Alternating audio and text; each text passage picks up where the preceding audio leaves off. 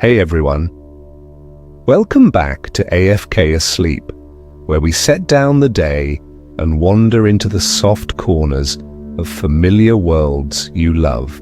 Tonight, our journey will take us through one of the most iconic locations in the Pokemon universe. So, before you get comfortable, please take a second to like the video and subscribe, but only if you genuinely enjoy these calm journeys through the worlds you love. And tell me in the comments where you're tuning in from and what time it is for you. I love seeing how these stories meet people in many places and at many hours. One last thing, which Pokemon do you think we'll meet first? Now you might want to dim the lights. Maybe turn on a small fan for that steady background hum. Take a slow breath in and an easy breath out. Tonight we are not crossing a forest or sailing an ocean. We are entering a mountain that glows with mysterious light. Between Pewter City and Cerulean City, the stone rises like a sleeping giant, and inside it the paths are worn by countless travelers. You cannot climb over it. You move through it.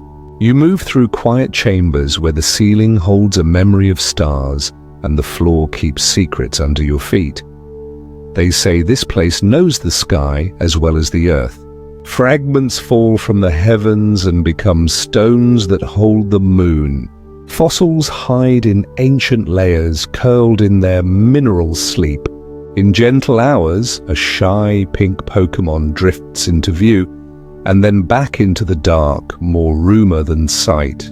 Mount Moon carries all of this in silence, and tonight it will carry you as well. You stand at the mouth of the cave. Cool air flows outward, clean and steady, smelling of damp stone and mineral dust. Behind you, the world holds a faint city glow. Ahead of you, the mountain breathes. You step forward, and the sound of your shoes on the rock becomes the first measure of a slower rhythm. One step, then another. The light fades to a soft grey, and the walls take on a sheen as if dusted with ground pearl. We will move gently. We will notice small things. The way drops gather and fall from the ceiling. The way air pools in lower rooms and rises in shafts and tunnels. The way a single glimmer in the wall can feel like a star that forgot its way back to the sky. This is not a place for hurry. It is a place for listening, so before you close your eyes, take a breath. Let the mountain hold you. Tonight we wander together into Mount Moon. Twilight does not matter inside the mountain, yet you feel night settle anyway. The entrance narrows behind you and the first chamber opens with a soft echo.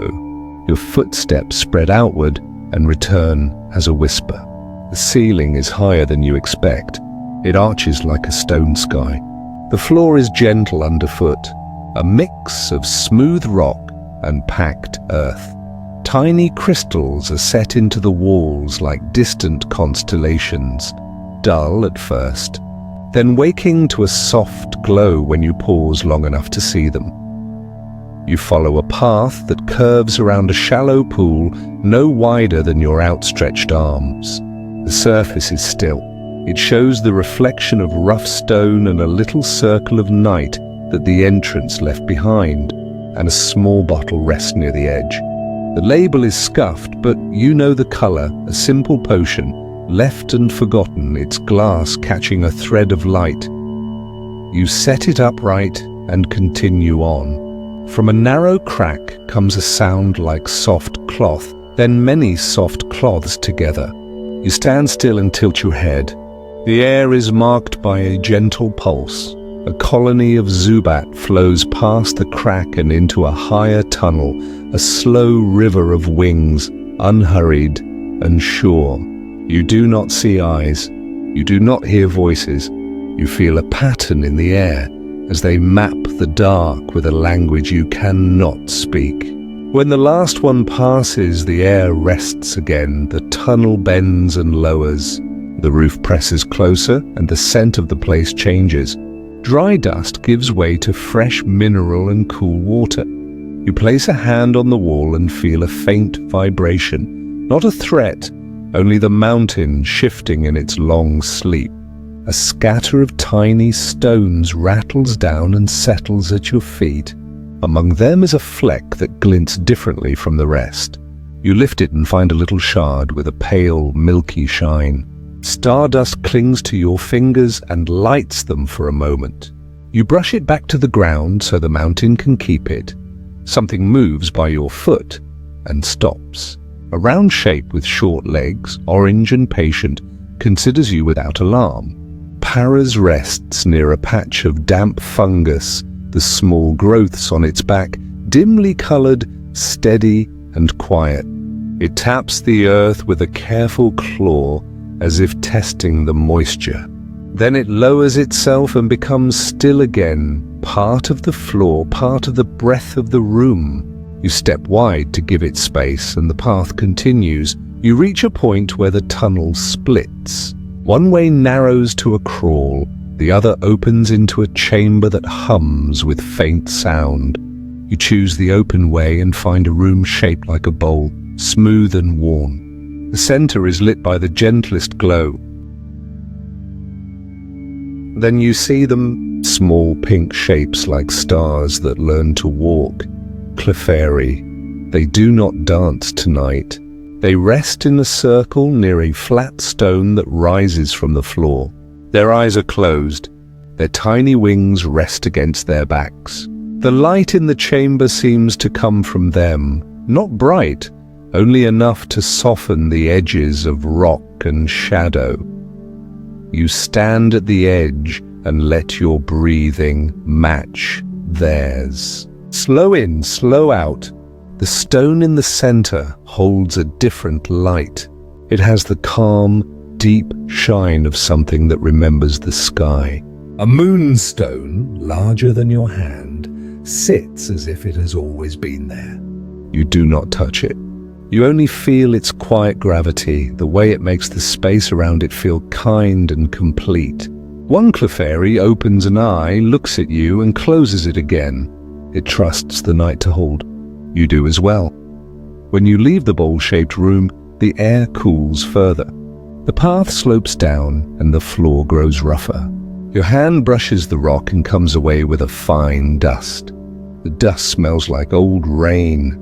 A pebble shifts and clicks below your shoe. It is not a pebble. It lifts an arm and glares in a stubborn silence. Geodude settles back into itself and becomes stone again. You murmur a sorry without words and step around it. Beyond this, the floor tilts toward a long corridor where the ceiling lowers again. In the middle distance, a silver disc floats at knee height, steady and level. It turns without turning. You recognize the pattern, bronze ore. Its surface is not reflective here. It holds the color of deep water and old metal. A faint ring sits in the air around it, not seen but felt, like the pressure shift before a gentle storm. It glides past an old wooden crate, circles once, and disappears along a side passage. You pass the crate and find small goods long since abandoned. A coil of escape rope rests here, dry and safe. A simple repel vial sealed and full. A single great ball with a scratch along its top. You set them in a tidy line and move on, as if tidiness could be a blessing. The corridor opens again, and the temperature climbs by a breath. You hear the smallest scrape, then another. Fine lines on the floor show a looping path that crosses itself many times. Sandshrew is worked in this hall. You picture the little body tucked into sand and soil, claws carving curves and spirals, a private map only it can read. A soft rustle confirms it. The sand-colored back moves in the side wall and the creature pauses, curled into a perfect round. After a moment it uncoils and continues its quiet work. You imagine the comfort of warm sand for skin that prefers dry places, the care it takes to stay clean and whole. You leave it to its rhythm and keep walking. A battered sign points nowhere now.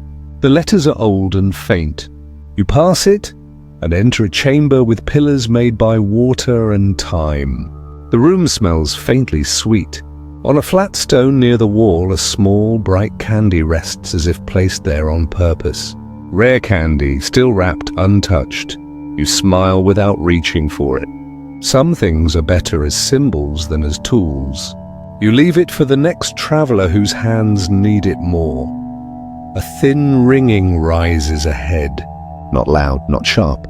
It feels like the sound of a small bell that someone is turning in their palm. You round a bend and see it jingling. It bobs in the air near a stalactite and quivers once. The sound it makes hangs in the chamber like a small moon. You do not clap or speak. You bow your head a little and pass beneath it. The ringing softens until it is only a feeling. The floor drops away into a ledge. On the far side, a column of rock descends like a spine into the lower level. To your left, a narrow stair carved by many feet curls down. You use it. The air grows colder. Your breath is visible. The light is thinner now, but not gone. It gathers along the edges of the path as if the mountain has painted the way with moonlight. A long shadow moves within the wall itself. You hear a distant grind like boulders turning in sleep. The ground hums. When the form pulls free, you see the length of it. A chain of stones thicker than a tree trunk, moving with the patience of the earth. Onyx passes through another tunnel mouth, and the echo of its motion travels through your bones. The sound is not threat, it is scale. It is the size of old things doing what old things do. You rest a hand on the wall and let the last of the vibration fade through your palm. In a pocket near the stair, a gentle light pools on the floor. At its heart sits a rounded shape the color of soft dawn. Chansey watches you with kind eyes and does not move. It holds its precious egg with care, as if the whole mountain were resting inside it. For a moment time pauses. The air is so still that a single drop can be heard from far away. You lower your head in thanks without knowing why. When you look again, the nest is empty. Only warmth remains on the stone. You reach a long hall where the ceiling is close enough to touch. Small holes open along one side like the windows of tiny houses. From one of these, a faint powder falls and glitters, not bright, only visible when your head turns a certain way. Paras must be moving in those little rooms, tending to quiet gardens. You step gently. Your foot catches on something smooth and heavy. You kneel and brush aside a film of dust. A fossil sleeps there in the floor, spiral set in stone, a perfect curl the size of your palm. Beside it, a dome-shaped curve half buried, simple and strong. You do not pry at them. You run your fingers along the edge of the rock and trace the outline with a soft touch. You say a quiet promise to leave things as you found them. The mountain approves with a silence that feels like a nod. The hall ends at a chamber where water falls in threads from a high crack. The sound is a silver curtain. A little shelf of rock holds a scatter of small treasures shaped by the cave itself. A pearl smoothed by time, a star piece with a red glow under a coat of dust, a nugget the color of quiet fire. You set them in a neat row and sit on the floor to rest. Your back finds the curve of the wall. Your breathing matches the water. In this place, the difference between inside and outside no longer matters. There is only shelter. When you rise, your path bends gently upward. The slope is kind and steady. A soft, lifting breeze tells you that another entrance or skylight is near. You pass a narrow seam where the air smells of fresh pine from the outer world. The tunnel turns and denies the exit, and that is fine. You are not done. The mountain is not done with you. A small platform appears on your right. On it sits a tidy blue box. Inside you find a clean cloth, a simple ether vial, and a folded note with no words, only a single star drawn in graphite. You return each item to its place as if completing a ritual. Your fingers are steady, your mind is clear. The mountain feels like a friend who speaks in pauses rather than sentences. The light ahead has changed again. It carries a pale sheen that is neither torch nor crystal, but something gentler. You step into a wide cavern and feel the roof lift high above your head. The floor is flat and invites lingering. At the center rests a stone outcrop shaped like a table. On its face, thin veins of white run like rivers that found their way home. On the rim of the outcrop sits a single moonstone shard, no larger than a coin, bright as if it remembers a promise. You breathe in, you breathe out. The room answers. If you remain very still in a place like this, the world gathers around you. A soft pad of feet, a whisper of sand. A sand slash pauses at the edge and watches with clear eyes. It sets one claw against the stone and tests it. Satisfied, it turns and climbs the wall with a care that looks like grace and strength at once. Small pieces of old shell and old spike lie near a crack. You think of how even sharp things can be shed and renewed.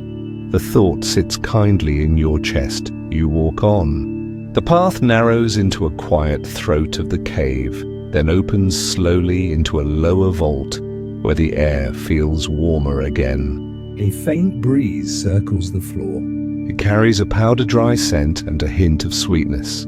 At the far wall, a soft pink shape stands in silence, tall and gentle, clefable. It lifts its face toward a beam of pale light that slips through a slit in the rock. Its ears quiver. You almost hear nothing. Then you almost hear music. Not a melody, a feeling. The room seems to rise on it. Your skin knows it. Your heart knows it. The clefable lowers its gaze and steps back into the shadow. The feeling does not leave. It moves into you and settles. You pause here and let time lose its shape. There is no rush. There is only the simple act of being in a place that is older than stories and kinder than noise. When you finally step forward again, your footfalls are quieter than before. You are learning the mountain's language, slow, gentle, certain. You keep walking, the air cool and clear, the scent of minerals faint in each breath. The light from the moonstone chamber fades behind you, and the path slopes deeper into the heart of Mount Moon. The rock beneath your hand feels smoother now, as if thousands of travelers have brushed against it through the years, each leaving behind a trace of warmth. The tunnel narrows and you turn slightly to pass through. The world outside has long vanished from your thoughts. All that exists is this quiet rhythm. One step, then another, and the soft scrape of your sleeve against stone. Every few steps, droplets fall from the ceiling, marking time the mountain's way. As the air grows thinner, the echo of your footsteps lengthens. It feels as though the cave itself is listening. You stop for a moment, standing perfectly still. Somewhere ahead, a faint chime rings, delicate, like a lullaby made from crystal. You follow it. The sound leads you into a small hollow where light filters down through a slit in the rock. The beam lands on a cluster of crystals so clear they almost vanish into the air. Between them, a chingling floats in slow circles, its small tassels swaying with each movement. The red orb inside its mouth glows faintly, and each rotation produces that quiet, lingering ring. You watch it for a while. The sound fades and returns like breathing, a melody without beginning or end. You smile softly and keep moving. The passage opens wider and the ceiling climbs again. The air grows warmer, laced with the smell of earth freshly turned. A faint rustling draws your eyes to a patch of loose soil. A small shape moves beneath it, the mound rising and falling. Then, with a soft spray of sand, a Sandshrew appears. It pauses, blinking at the light, and then curls neatly into a ball, resting there as if in thought. You crouch nearby, noticing how the ridges of its hide catch the glow of the crystals like gold lines in old pottery. When you stand, it unrolls, sniffs the air once, and disappears into another tunnel, sand trailing behind like a drawn path. A bend later, the quiet breaks, not with sound, but with movement.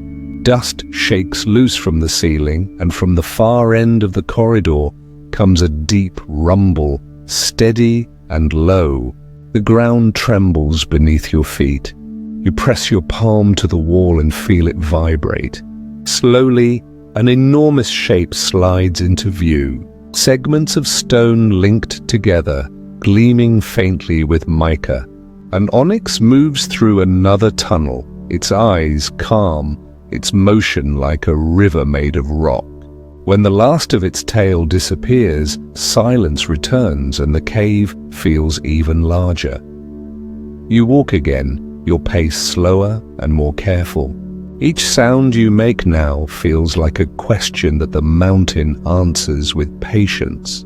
The tunnel rises and you begin to hear another sound above, softer and lighter. It takes a moment to place it, the sound of air, moving through narrow spaces, a whisper that might be wind.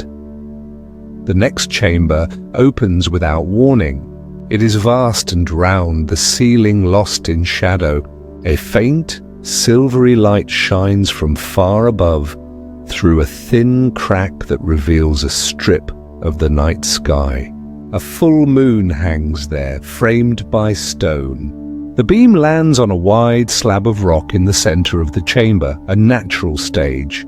Around it, the ground glitters with tiny fragments of crystals and something more delicate, like scattered powder. You step closer and see them, Clefairy. Dozens of them, gathered in a gentle ring, their small forms illuminated by the moonbeam. They sway slightly and you realize they are not still. They are dancing. Their steps are small, graceful, and perfectly in sync, like ripples spreading over calm water. Their tiny wings flutter, and the faint shimmer of moonstone dust fills the air like drifting snow.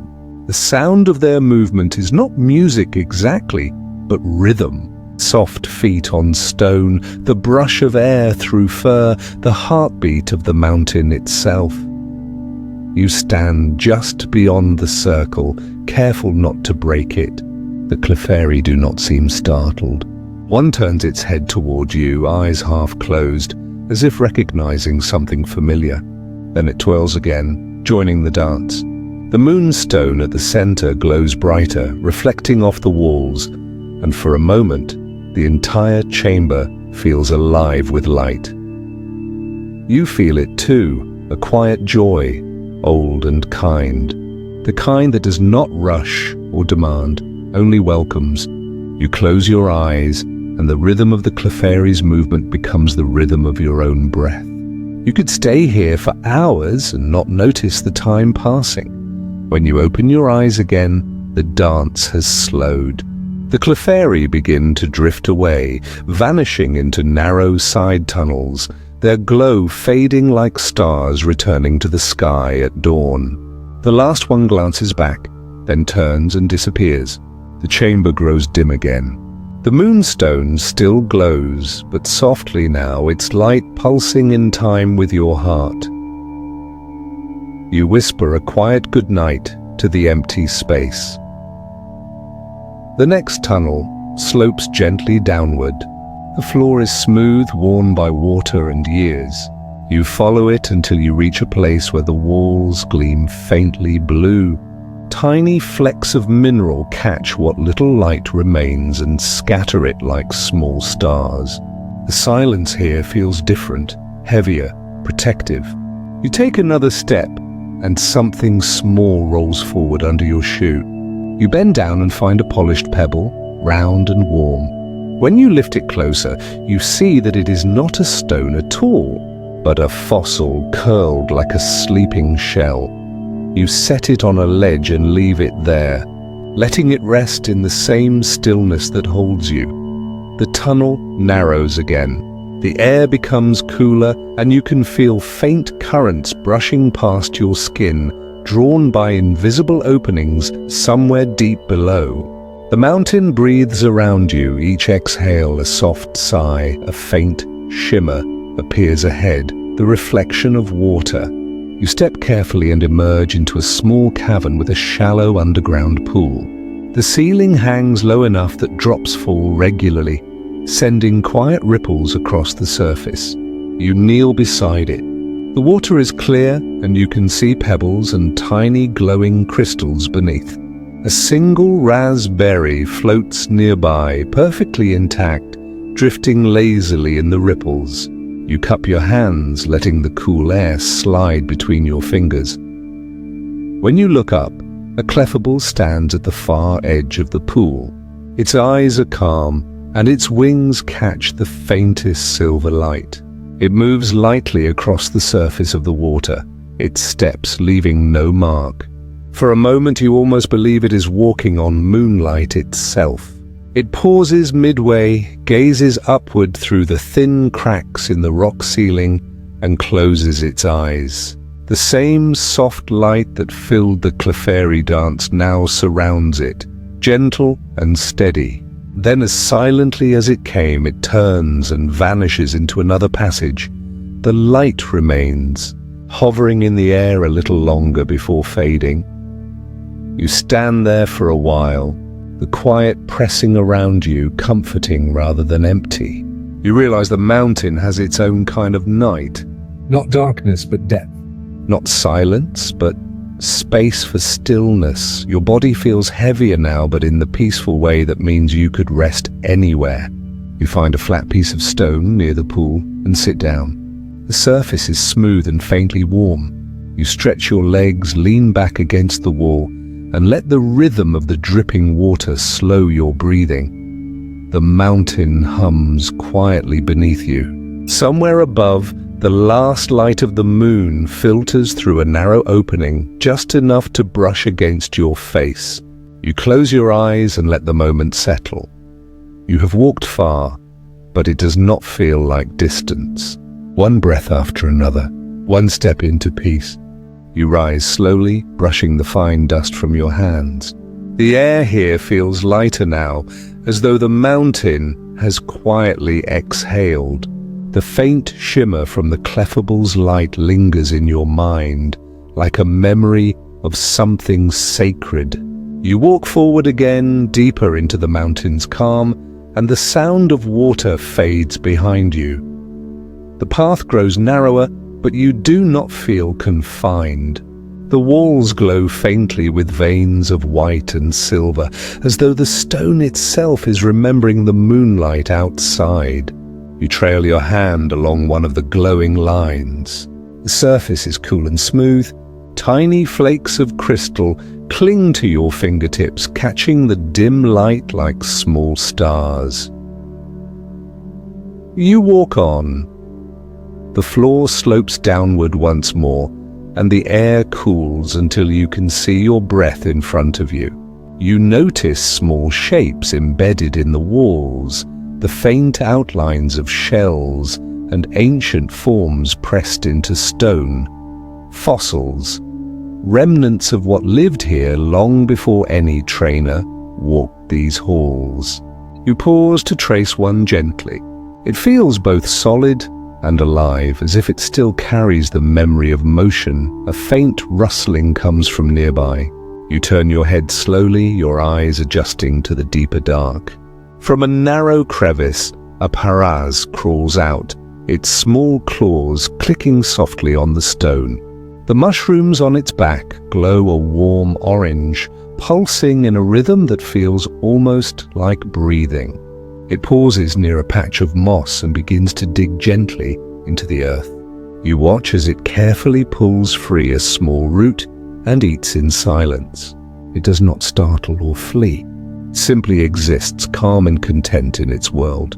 You take a quiet breath and continue on your way. Farther ahead, the tunnel opens into a large chamber. The walls curve outward and the ceiling is lost in shadow. At the center, an old mining cart sits half buried in dust.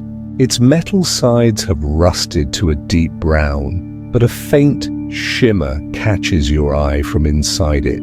You step closer and find a few items still resting there. A single great ball, its surface scuffed but intact. A paralyzed heel, still sealed in a small bottle. And tucked into the corner, a gleaming stone fragment, pale blue and almost translucent.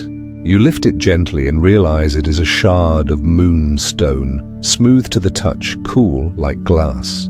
You set it back down carefully, letting it rest among the forgotten things. You keep walking, and the chamber begins to hum faintly. It takes a moment before you realize the sound is not from above or below, but within the walls themselves. The vibration is steady, low, and strangely comforting. The mountain feels alive around you. The rhythm is slow like a heartbeat. You place your hand against the wall again and close your eyes. For a moment, you feel as though the cave is breathing with you. When you open your eyes, you notice small motes of light drifting through the air. They are not dust. They move too slowly, too deliberately. They seem to shimmer with faint color, blue, pink, and silver. You reach out a hand, and one of them settles briefly on your palm before floating upward and vanishing. It feels like the residue of moonlight itself caught in the air. The floor rises gently and curves around a cluster of pillars. Between them lies a narrow bridge of stone crossing a small ravine. You step carefully across it, feeling the cool air drifting upward from below. The drop is not far, but it feels ancient, carved by time and quiet patience. On the far side, the ground flattens and widens again, forming a long corridor lined with glittering rock. Halfway down the hall, a soft glow catches your attention. You look closer and find a group of Geodude resting together against the wall.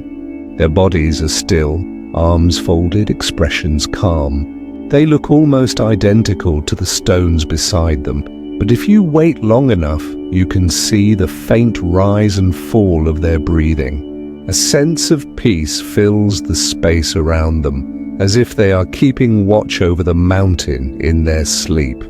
You bow your head slightly and move past them in silence. Beyond this corridor lies a smaller tunnel, barely wide enough to walk through. You move slowly, your hand brushing the rock to guide you. The air grows warmer again, and faint flickers of light begin to appear ahead. You follow them until the tunnel opens into another cavern, this one filled with a soft, golden glow.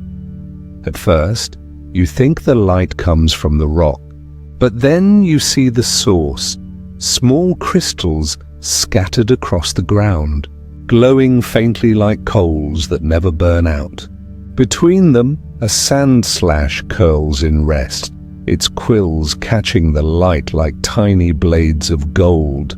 Its breathing is steady, slow, and even. Nearby, a smaller Sandshrew is half buried in the sand, only its rounded back visible. They look peaceful here, guardians of a quiet corner, untouched by time. You stay still, not wanting to disturb them. In one corner of the chamber, you find a flat stone shelf covered in fine dust. A few objects lie there, in a potion bottle, a small ether vial, and a shiny stone shaped like a teardrop. You pick it up and see your reflection in its surface, faint and distorted. You set it down again and whisper a quiet thank you to whoever once rested here. As you move deeper, the golden glow fades into soft blue. The air cools again, and the ceiling lowers until you feel enclosed, safe, held. The stone beneath your feet becomes smoother, almost polished. Each step echoes faintly and fades quickly, as if swallowed by the walls. At the end of this tunnel, you find a narrow archway carved naturally from the rock. Beyond it lies another cavern, smaller and round. The center of the room holds a small pool, perfectly still and bright as glass. The water reflects the ceiling, where hundreds of tiny crystals sparkle like stars caught underground. The sight is breathtaking in its quietness. You kneel by the edge of the pool. The reflection trembles slightly with your breath. You dip your fingers into the water. It is cold, but not biting. When you draw your hand back, droplets cling to your skin like silver beads. You watch them slide down slowly, catching the light as they fall. As you sit there, something stirs across the pool. A faint glow rises from behind a rock, and a small figure steps forward. It is a Clefairy, smaller than the ones you saw dancing before. It tilts its head, studying you for a moment, and then it hums a soft note, almost inaudible. The sound ripples through the water and across the stones. You feel it more than hear it, a vibration that settles deep in your chest. The Clefairy steps closer to the water's edge, raises its hands, and the surface of the pool begins to shimmer. For a moment, the water reflects not the cave ceiling, but the night sky, endless and full of stars. You stare, unable to speak, though words would feel wrong here anyway. The stars in the reflection move slowly, drifting like they do above the world outside. The Clefairy gazes at them, its eyes full of something that looks like longing. It lowers its hands and the stars fade back into the ceiling's reflection. Then it looks at you once more, nods, and steps back into the shadows, leaving only the pool's faint glow. You sit for a long moment, listening to the quiet. Your heart feels calm, your body heavy, your thoughts gentle and still. You realize you have not thought about time since you entered the mountain. Here there is no need for hours or minutes, only the steady rhythm of being. When you finally stand, you take one last look at the pool. It mirrors the crystals above perfectly. You whisper another thank you, though you are not sure to whom. The Clefairy, the mountain, or the moment itself. The path that leads away from the pool slopes upward again, but the incline is soft and kind. The walls are smooth, the light dim but welcoming. You follow it, each step a little slower than the last. The air feels warmer now, wrapping around you like a blanket. You can sense that the heart of the mountain is behind you, but its calm remains within you. The tunnel opens into another wide space, and the sound of gentle dripping returns, though slower now, farther apart. You spot a flat area of stone near a wall covered in moss. The green glow of the moss gives the room a faint light, enough to see but not enough to wake the senses. You set your bag down, though you do not remember when you began carrying it. The moss looks soft and inviting. You touch it and feel warmth there, as though it has been waiting. You sit, then lie back slowly, the stone beneath you solid, the moss cushioning every breath. Your head rests easily, your arms at your sides. The ceiling above shimmers faintly with reflected moonlight that must be coming from some crack far above. You exhale and let every part of your body sink into stillness. The sound of dripping fades until it is only a memory. Your heartbeat slows. You feel the mountain's quiet presence surrounding you, protective and vast. Somewhere you can hear the soft flutter of wings. Perhaps a zubat returning to its roost, perhaps only the air shifting in its sleep. You close your eyes. The scent of the cave fills your mind. Stone, dust, moss, and faint sweetness from distant crystals. It is comforting. You realize you are not alone here. The mountain holds you as it has held countless travelers before. You are another small story written in its stone. You think of the Clefairy and the Clefable, of the fossils and the crystals, of the quiet moments that filled this night. Each one feels like a heartbeat of the world itself. You do not need to remember them all. The feeling is enough. Calm, still, endless. You breathe in, you breathe out. The mountain breathes with you. You wake sometime later, though you are not sure how long you have slept. The air feels lighter now, less still, as if the mountain itself is beginning to stir. You remain lying down for a while, watching the soft light move across the ceiling. It is still the same pale glow that followed you here, gentle and patient. You realize it might be the moon itself, filtering through some hidden opening above. You inhale slowly, and the scent of the moss rises again, sweet and earthy. You exhale and feel your body sink deeper into the ground. The rhythm of your breath matches the mountain's quiet pulse. Somewhere in the distance, water drips at a steady pace, each drop a calm heartbeat in the silence. You sit up slowly. The air feels cool against your skin. The tunnel you came from is still there, dim and wide, but you no longer feel the pull to move forward. Instead, you turn your gaze toward a faint glow at the far end of the chamber. It flickers softly, a subtle light that dances like the surface of water under moonlight. You stand, your movements unhurried, your steps light. As you approach, you see that the glow comes from a small opening in the stone, just large enough for you to pass through. Beyond it, the air carries a faint breeze. You step closer and feel it brush across your face. Soft and cold, you pass through. The passage opens into a circular chamber, smaller than the others but brighter. The floor is covered in smooth, pale rock, and the ceiling above curves like the inside of a shell. In the center lies a shallow pool, perfectly round. The light that fills the room comes from it. You kneel beside the edge and see that it is not ordinary water. It glows faintly from within, pulsing like a slow heartbeat.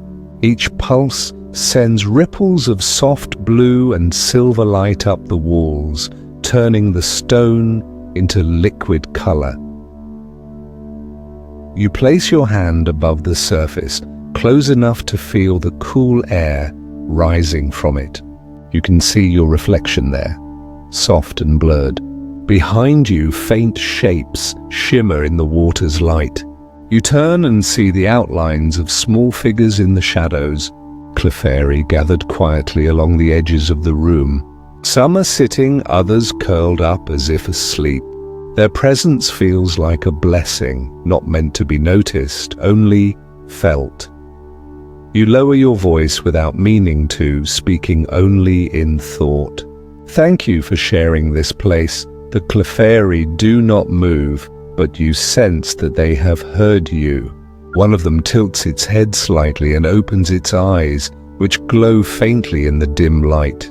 It raises one tiny hand, and for a moment, the water brightens. Then it closes its eyes again and rests. You sit beside the pool and watch the light move. The surface ripples gently as if responding to your breathing. You remember the stories you have heard, how fragments of the moon fall here, how those fragments become stones that hold its light. You think of how long this has been happening, how many nights have passed, how many travelers have walked these same paths. The mountain keeps all of it. Every sound, every footprint, every quiet moment. You reach into your pocket and find the small pebble you picked up earlier, the one you thought was a fossil. You hold it above the pool. Its dull surface catches the light and glows softly. You set it down by the edge, letting it rest there among the other stones. The light from the pool touches it once, and for an instant, it shines like a star. You lean back and rest your hands on the cool floor behind you. The air feels perfect, neither cold nor warm. The silence is full but not heavy. You let your eyes close, your thoughts drift. You think about the creatures you met tonight. The Zubat, who trusted the dark to guide them. The Sandshrew, whose patience made its world smooth and safe. The Clefairy and Clefable, who danced only when the moon was kind enough to watch. The Paras tending its quiet garden. The Onyx, vast and ancient, carving paths that others would one day follow. Each one lives in harmony with the mountain. Each one belongs here, perfectly and without effort. You realize that you too belong here, if only for this moment. The mountain does not ask for anything. It does not hurry you. It simply holds you, letting you breathe and exist. Your body feels heavy again, but it is the peaceful kind of heaviness that comes before sleep. You lie back carefully, your head resting against the smooth rock. The faint hum of the pool fills your ears, soft and rhythmic. The light on the ceiling shifts in slow waves as though the stars themselves are swimming above you. You breathe in through your nose and feel the coolness fill your chest. You breathe out through your mouth and feel the weight of the day slip away. If you listen closely, you can hear the faintest melody. Not music exactly, but something like it. The quiet harmony of air, water, and stone. It surrounds you and seeps into every thought until there is no distinction between you and the mountain. You think again of the moon. The same light that shines above the world shines here, deep underground, reflected in hidden pools and glowing stone. The same light touches forests, rivers, and cities. You realize that even when you are far from it, the light is never gone. It waits quietly, patient, certain that you will return to it when you need to. You open your eyes, just enough to see the pool again. The glow has softened now, steady and calm. You know it will fade soon as dawn approaches somewhere far above. You let that thought comfort you. The night ends not because it disappears, but because it has done its work. The Clefairy begin to move again, slow and gentle. They gather closer to the pool, their soft feet making no sound. One by one they place small fragments of stone at the edge, as if leaving gifts. The pool glows brighter for a moment and then dims again, satisfied. The creatures settle together in a loose circle, their tiny forms glowing faintly in the quiet. You watch them for a while, your vision growing softer as sleep edges closer. Their shapes blur, their light turns hazy. The mountain's hum deepens. Your breathing slows until it matches the pulse of the room. You think of the journey, how it began at the entrance, where sunlight met stone, and how every step since then has carried you deeper into calm. The forest of noise outside feels far away now, like something from another lifetime. Here, everything is still. The mountain does not sleep. It simply waits. And as it waits, it keeps watch over you. Your eyelids grow heavier. You let them close. The last image you see is the reflection of the moonlight trembling in the pool. The last sound you hear is the soft rustle of wings as the Clefairy settle. The thought comes quietly, without words. Peace does not need to be loud. It only needs to be real. The air feels warmer now. The light softens further. You draw one last slow breath, filling your chest completely, and release it with ease. The mountain exhales with you. You feel weightless. You feel safe. You feel at home in this quiet space between waking and dreaming. Somewhere beyond the rock and the soil, the night sky still turns, patient and slow. The same moon that shines over the world shines here in your thoughts. It will wait for you when you wake. For now, there is only rest. The mountain hums once more, deep and steady. The sound fades like a long sigh. Good night, dear trainer. Sleep well, and may your dreams be gentle.